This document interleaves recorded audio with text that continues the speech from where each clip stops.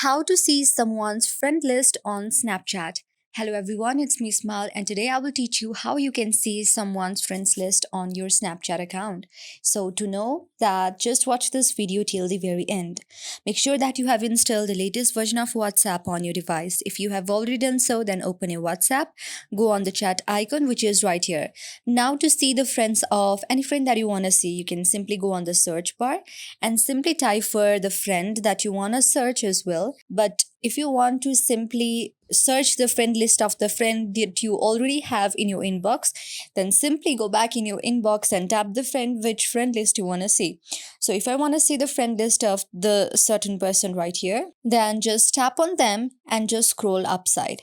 Now you can see that the friendships are private, and it is written that screenshotting friendship profiles will send notification to them, and there is no option you can see the all friends of your friend that you want to see. You can see the mutual friends, but you cannot see every friends that your snap friends have, because this is violating the privacy of Snapchat, and Snapchat does not allow you to do that. I hope this video helps you. So if this video helped you, then please do like our channel, also subscribe and comment for more videos like this. Thank you.